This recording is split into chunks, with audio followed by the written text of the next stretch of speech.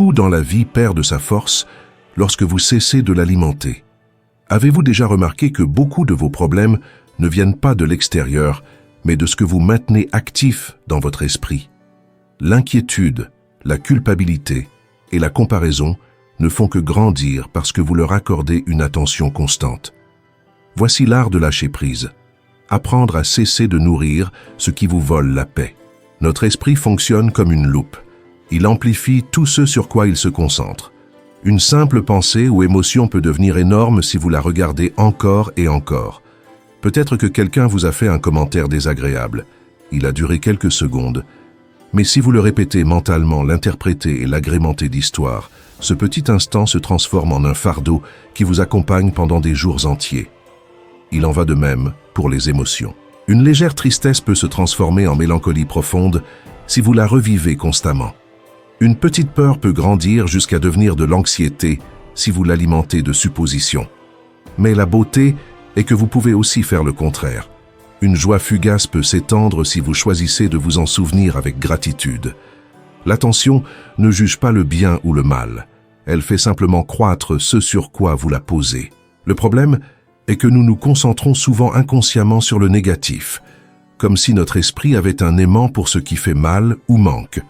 Ainsi, nous passons une grande partie du temps à renforcer des pensées qui nous épuisent, tout en oubliant de nourrir celles qui nous apportent calme et bien-être. Imaginez que votre esprit soit un jardin. Chaque pensée et émotion est une graine. L'attention est l'eau et la lumière qui les nourrissent. Si vous arrosez la peur, la colère ou la culpabilité, ces plantes domineront le terrain. Si en revanche, vous arrosez la gratitude, la confiance et la compassion, vous créerez un paysage intérieur rempli de sérénité. Vous ne pouvez pas tout arroser. Votre attention est limitée. Et ce que vous choisissez de nourrir deviendra votre réalité mentale. La clé est de comprendre que vous n'avez pas à prêter attention à tout ce qui surgit dans votre esprit. Une pensée peut apparaître, et vous pouvez la laisser passer. Une émotion peut vous traverser, et vous pouvez lui permettre de se dissiper sans en faire un drame. Cette liberté de choisir est le véritable début du détachement intérieur.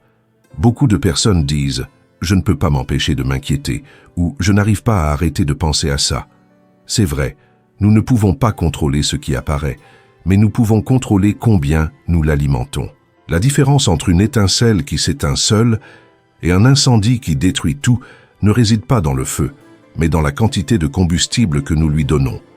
Il en va de même pour l'esprit. Si vous ne donnez pas d'énergie à ce qui vous blesse, cela finira par s'éteindre tout seul. Lorsque vous comprenez que votre attention est une ressource limitée et puissante, vous commencez à prendre soin de ce que vous consommez, des conversations que vous entretenez et des idées sur lesquelles vous choisissez de vous arrêter. C'est le premier pas vers une vie plus claire, libre et paisible. Et l'attention, le perfectionnisme et l'anxiété. Lorsque vous apprenez à diriger votre attention, vous découvrez que vous n'avez pas besoin de lutter contre chaque pensée qui apparaît dans votre esprit. Vous devez simplement décider lesquelles méritent votre regard et lesquelles laisser passer. Avec le temps, ce choix transforme votre vie. Vous commencez à ressentir plus de clarté, plus d'énergie et une légèreté intérieure qui ne dépend pas de la disparition des problèmes, mais du fait que vous cessez de les faire grandir avec votre attention. Dans cet espace libre surgit quelque chose d'inestimable. La paix de savoir que vous décidez quelles pensées fleurissent et lesquelles restent sans nourriture. Le piège du perfectionnisme. Comment cesser de nourrir l'auto-exigence? À première vue, le perfectionnisme semble être une vertu. Beaucoup de personnes le disent même avec fierté, comme si c'était synonyme d'effort ou d'excellence. Mais derrière ce mot se cache souvent un fardeau invisible, une voix intérieure qui ne se tait jamais, répétant sans cesse « ce n'est pas assez, tu aurais pu mieux faire ». Si tu échoues, tu ne vaux pas grand-chose. Plus vous l'écoutez, plus vous lui donnez de pouvoir, jusqu'à ce qu'elle finisse par vous dominer. Le vrai problème n'est pas de vouloir s'améliorer, mais de ne pas vous permettre d'être humain. Vivre en ayant toujours le sentiment qu'il manque quelque chose, que ce qui est fait n'est jamais suffisant, transforme chaque réussite en un soulagement momentané et chaque erreur en punition. Ainsi, le perfectionnisme vous vole ce que vous avez de plus précieux, la capacité de profiter du présent. Il ne vous laisse pas célébrer vos réussites, ni remercier pour ce qui est déjà bien, car votre regard est fixé sur ce qui manque, et ce qui manque est toujours infini. Cette exigence constante se nourrit de la peur. Peur d'échouer, d'être jugé, de ne pas être suffisant. Et tant que vous lui accordez votre attention, elle continuera de croître. Mais il existe une autre manière. Il ne s'agit pas de lutter contre cette voix, mais de cesser de l'alimenter. Lorsque surgit la pensée « ce n'est pas assez », observez-la sans la transformer en vérité. Rappelez-vous que ce n'est qu'une habitude mentale, pas une réalité. Répondez-lui avec bienveillance « j'ai fait de mon mieux. J'apprends. Ce que je suis et ce que je fais maintenant est valable. » Ce simple changement retire le combustible au feu de l'auto-exigence. Pratiquer la gratitude aide également. Remerciez pour ce qui fonctionne déjà, ce que vous avez accompli, ce qui est présent. Alors, votre attention cesse de tourner autour du manque et se concentre sur l'abondance. Ainsi, le perfectionnisme perd de sa force, car il n'a plus votre regard comme nourriture. Il ne s'agit pas de renoncer à s'améliorer, ni de se contenter de moins. Il s'agit d'accepter l'imparfait comme faisant partie du chemin. La vie n'est pas un examen à réussir avec une note parfaite, mais un voyage d'apprentissage où ce qui importe le plus n'est pas la perfection, mais l'authenticité et la paix intérieure. Lorsque vous cessez de trop vous exiger, vous découvrez quelque chose de libérateur. Vous pouvez vous tromper sans vous sentir vaincu, vous reposer sans culpabilité et avancer en appréciant le processus. Paradoxalement, c'est alors que vous grandissez le plus, car votre énergie n'est plus capturée par la peur d'échouer, mais disponible pour créer, apprendre et vivre avec légèreté. L'anxiété anticipatoire. Comment ne pas nourrir la peur de l'avenir? L'anxiété anticipatoire est cette sensation inquiétante qui apparaît avant qu'un événement ne se produise. Rien ne s'est encore passé, mais votre esprit imagine déjà le pire. L'examen de la semaine prochaine, une conversation en suspens, un entretien important ou même la possibilité que quelque chose de mauvais se produise sans raison réelle. C'est comme si le corps vivait une menace invisible, alimentée uniquement par l'imagination. L'esprit a l'habitude de prendre de l'avance. Il se projette vers ce qui n'existe pas encore, crée des histoires complètes et vous finissez par les vivre comme si elles étaient réelles. Le plus curieux est que, dans ces moments-là, vous ne souffrez pas de ce qui se passe, mais de ce qui pourrait arriver. Vous payez un prix très élevé pour quelque chose qui peut-être n'arrivera jamais. La peur de l'avenir a un pouvoir immense. Elle vole le présent. Vous pouvez être entouré de vos amis, partager avec votre famille ou simplement profiter d'un instant de calme, mais votre esprit est absent. Au lieu d'être ici, il est occupé à imaginer des résultats négatifs, à repasser des conversations ou à inventer des scénarios remplis d'angoisse. Et plus vous restez dans ce film mental, plus l'anxiété grandit. Sans vous en rendre compte, vous l'alimentez avec votre attention, votre énergie et même votre foi dans ses pensées. Beaucoup de personnes croient que s'inquiéter est une façon de se protéger, que prévoir chaque détail ou imaginer toutes les possibilités les prépare mieux à ce qui vient. Pourtant, c'est exactement le contraire. Vous vous épuisez avant l'heure. C'est comme courir un marathon mental tous les jours et arriver sans force au vrai moment. L'anxiété anticipatoire ne vous prépare pas, elle vous use. Et le plus paradoxal, c'est que la plupart des peurs que vous imaginez ne se réalisent jamais. Mais votre corps et votre esprit les subissent déjà comme si elles s'étaient produites. Tensions, insomnie, conflits internes. Tout cela pour quelque chose qui n'existait que dans votre imagination. La racine de l'anxiété n'est pas dans les faits, mais dans les hypothèses. Comment briser ce cycle? La première étape est de le reconnaître. Lorsque vous remarquez que votre esprit commence à prendre de l'avance en répétant « et si », nommez-le simplement. C'est de l'anxiété anticipatoire. Nommer ce que vous ressentez vous rend le pouvoir, car vous séparez la pensée de la réalité. Ensuite, ramenez votre attention au présent. Demandez-vous « que se passe-t-il en ce moment ?» Dans la plupart des cas, ce qui se passe maintenant n'est pas aussi grave que ce que votre esprit imagine. Peut-être êtes-vous simplement assis, en train de respirer, d'écouter, et il n'y a aucune menace réelle. La respiration consciente est une grande alliée. L'anxiété accélère le corps, mais respirer lentement et profondément envoie au système nerveux un message contraire. Il n'y a pas de danger ici, je peux rester calme. Il ne s'agit pas de résoudre l'avenir avec la respiration, mais de cesser de nourrir la peur avec votre attention. Et surtout, rappelez-vous, vous ne pouvez pas tout contrôler de ce qui va venir. L'avenir apportera toujours de l'incertitude et c'est normal. Ne pas nourrir l'anxiété ne signifie pas être insouciant, mais apprendre à se préparer le nécessaire et lâcher ce que vous ne pouvez pas contrôler. Ne vivez pas deux fois la même chose, une dans votre esprit et une autre dans la réalité. Lorsque vous apprenez à vivre ainsi, vous retrouvez de l'énergie car vous ne vous épuisez plus avant l'heure. Vous retrouvez la présence car votre esprit revient ici et maintenant. Et vous découvrez que même si l'avenir apportera toujours des défis, vous n'avez pas besoin de les subir à l'avance. L'anxiété anticipatoire s'affaiblit dès l'instant où vous choisissez de ne pas lui donner votre attention. Bajisuda, des comparaisons constantes. Comment cesser de nourrir l'envie? Se comparer aux autres est l'une des habitudes les plus courantes de l'esprit et, en même temps, l'une des plus destructrices. Nous le faisons presque sans nous en rendre compte. Nous regardons les réussites, l'apparence ou la vie d'autres personnes et, sans y penser, nous commençons à nous mesurer à cette image. Le problème n'est pas d'observer l'autre, mais de transformer cette observation en jugement contre nous-mêmes. Chaque fois que nous le faisons, nous nourrissons l'envie et affaiblissons notre confiance.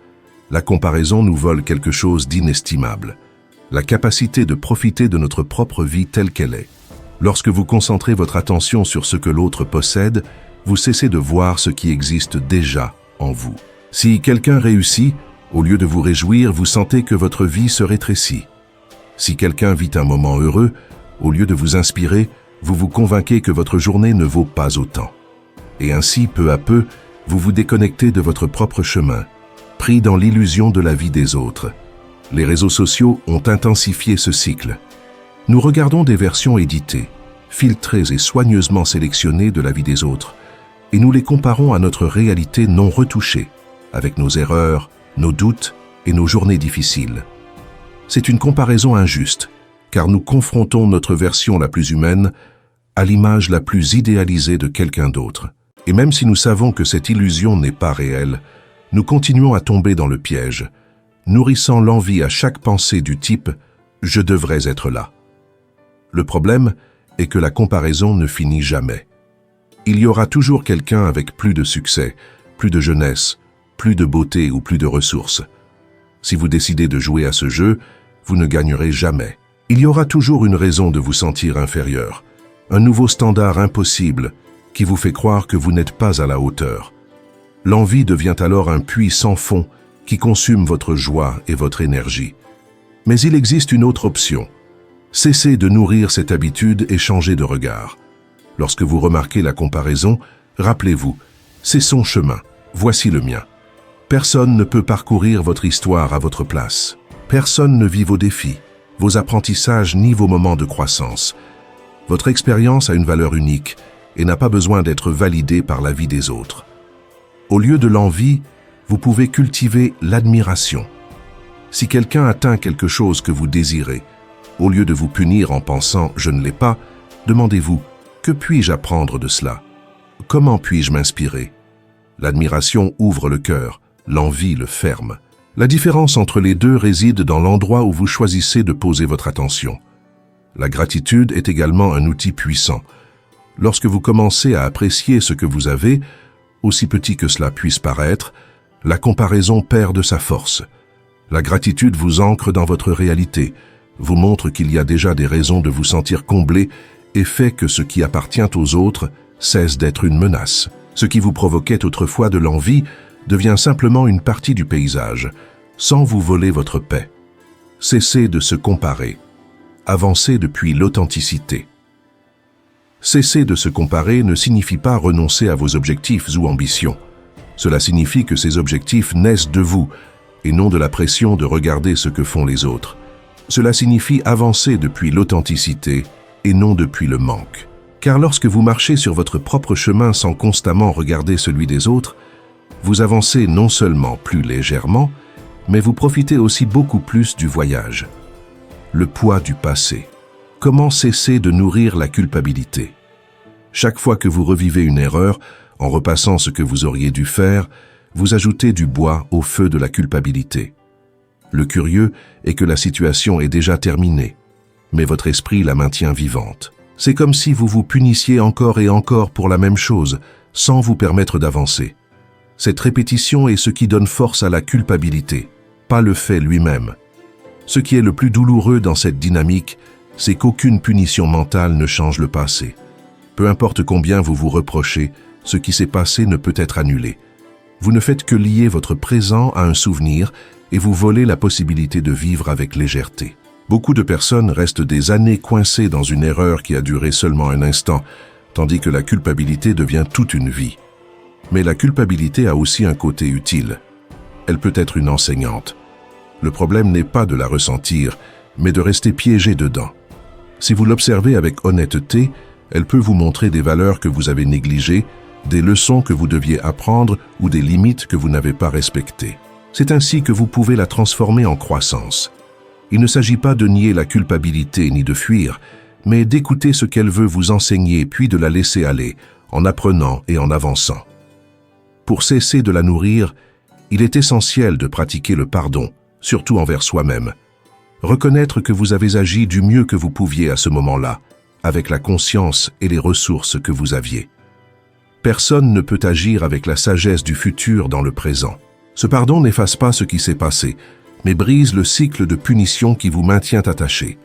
Mettre la culpabilité en perspective aide également. Demandez-vous ce qui se passerait si une autre personne faisait la même chose. Seriez-vous aussi dur avec elle que vous l'êtes avec vous-même? La compassion que nous offrons aux autres nous appartient aussi. Se traiter avec la même humanité que celle que vous donneriez à un être cher est un moyen puissant de lâcher la culpabilité. Lorsque vous choisissez de ne plus la nourrir, quelque chose s'allège en vous. Vous cessez de porter le passé comme une punition éternelle et commencez à marcher plus librement. La mémoire reste, mais elle ne fait plus mal de la même manière, car vous ne lui donnez plus votre énergie. À la place émerge une responsabilité saine, apprendre de l'erreur, prendre soin de vos pas et prendre des décisions plus conscientes dans le présent. La culpabilité cesse d'être une chaîne lorsque vous comprenez que le passé ne peut pas être changé, mais que vous pouvez décider comment le porter avec vous. Vous pouvez répéter l'histoire comme un fouet ou la transformer en apprentissage qui vous renforce. Ce choix dépend de l'endroit où vous posez votre attention. Si vous cessez de nourrir la culpabilité, ce qui croît à sa place est la paix, la certitude que vous avancez, plus sage, plus léger et plus humain. Récupérer son énergie, apprendre à couper ce qui draine votre esprit. Une grande partie de notre énergie mentale et émotionnelle se perd sans que nous le remarquions. Nous nous levons déjà chargés d'inquiétude, repassant des conversations qui ne mènent à rien, entretenant des relations qui ne font que nous diminuer.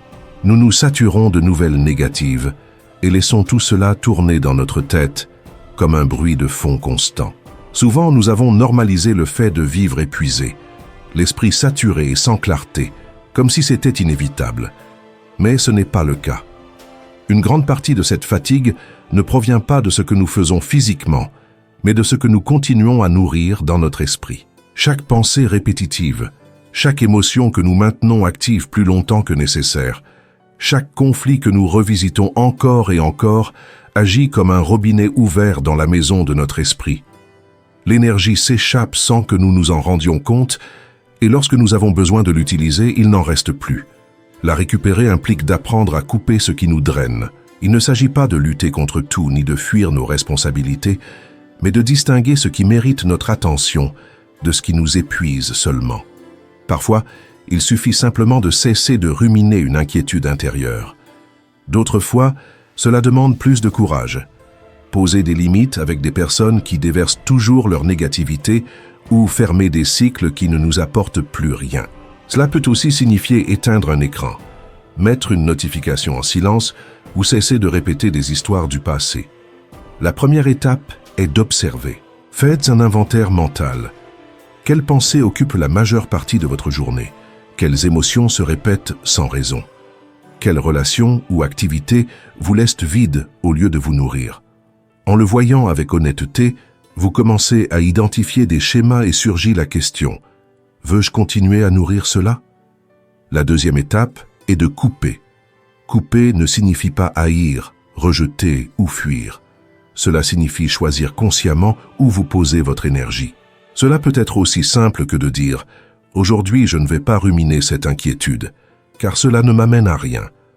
Ou réduire le temps passé avec quelqu'un qui ne fait que vous drainer, non par manque d'affection, mais pour protéger votre équilibre. Chaque coupure est un acte de soin envers vous-même, et le plus puissant arrive ensuite. Vous récupérez de l'énergie que vous ne saviez même pas que vous aviez. C'est comme marcher avec des pierres dans les poches et soudain les lâcher. Vous vous sentez plus léger, avec clarté et espace intérieur. Cette énergie récupérée peut être dirigée vers ce qui compte vraiment. Vos projets, vos relations saines, votre créativité et votre bien-être. Souvent, nous croyons avoir besoin de plus de motivation ou de discipline, alors qu'en réalité, nous avons besoin de moins de fuite. Il ne s'agit pas d'ajouter plus de choses, mais de cesser de nourrir ce qui épuise. Récupérer votre énergie est un acte de liberté.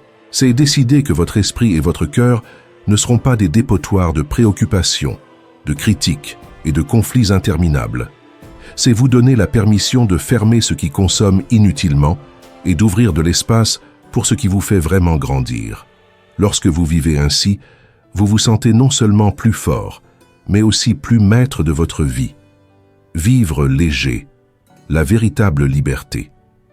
Imaginez que vous marchez avec un sac à dos. Au début, il est léger. Vous ne sentez presque pas son poids, mais peu à peu, vous commencez à le remplir.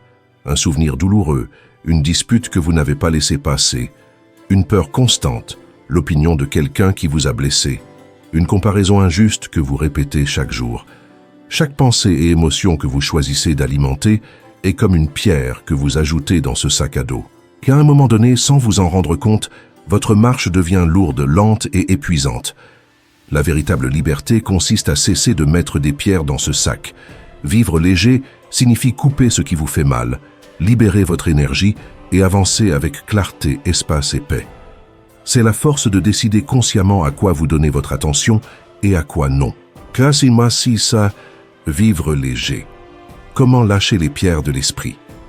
Curieusement, beaucoup des pierres que nous portons dans notre sac à dos n'existent pas dans le présent. Elles restent là simplement parce que nous les portons dans notre esprit. Vivre léger signifie apprendre à les lâcher, non pas parce que les problèmes disparaissent, mais parce que vous choisissez de ne plus leur donner plus d'énergie que nécessaire. La vie apportera toujours des défis, des pertes, des erreurs, de l'incertitude et des émotions intenses.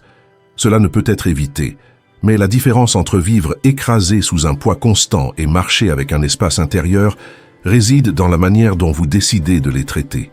Ce n'est pas la même chose de ressentir un moment de tristesse et de laisser passer, que de la répéter jour après jour comme si l'événement n'était jamais terminé. Ce n'est pas la même chose de se fâcher un moment et de l'exprimer clairement, que de maintenir la flamme du ressentiment pendant des années.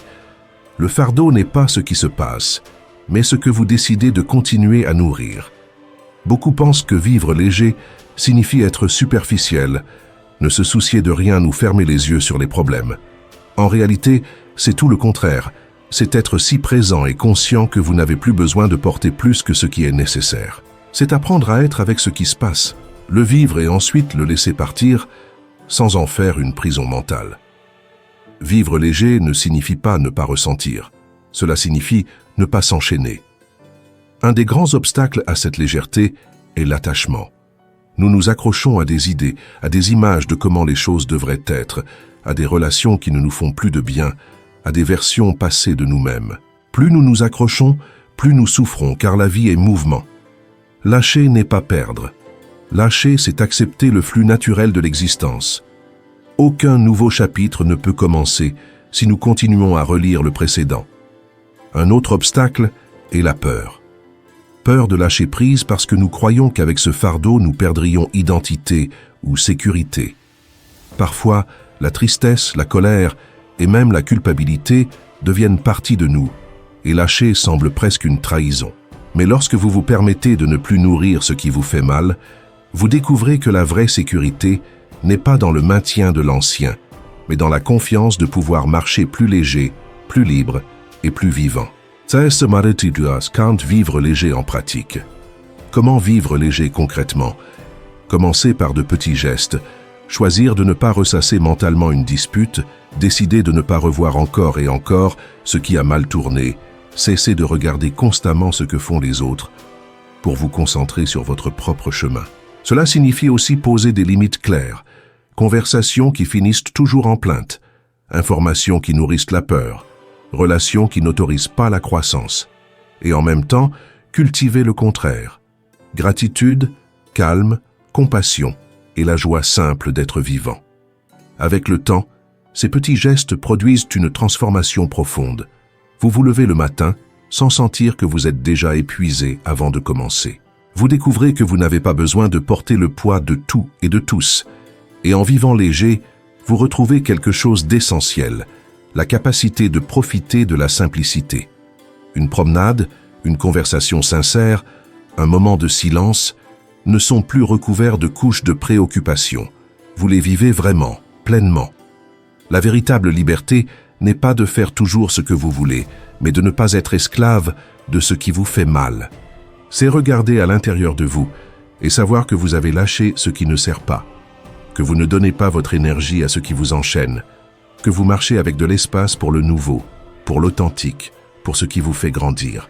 Vivre léger n'est pas une destination, c'est une pratique quotidienne, un rappel constant.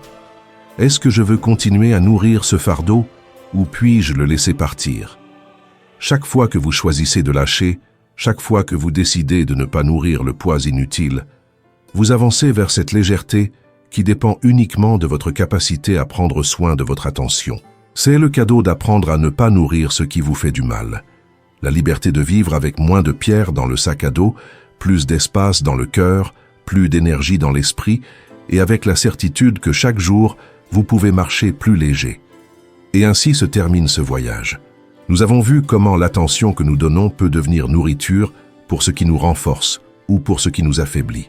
Nous avons exploré le perfectionnisme, l'anxiété, la comparaison, la culpabilité, les pertes d'énergie et la légèreté de vivre sans charges inutiles. Le message est simple mais profond. Ce que vous choisissez de nourrir avec votre esprit détermine la manière dont vous vivez. Écrivez dans les commentaires « Aujourd'hui, je choisis de lâcher ». Que ce soit un engagement envers vous-même, un rappel que vous pouvez cesser de nourrir ce qui vous pèse. Partagez cette vidéo avec quelqu'un qui a besoin de l'entendre. Et si vous souhaitez approfondir ce chemin, abonnez-vous et accompagnez-moi dans les prochaines vidéos. Ensemble, nous pouvons apprendre à vivre plus libre, plus léger et avec plus de paix intérieure.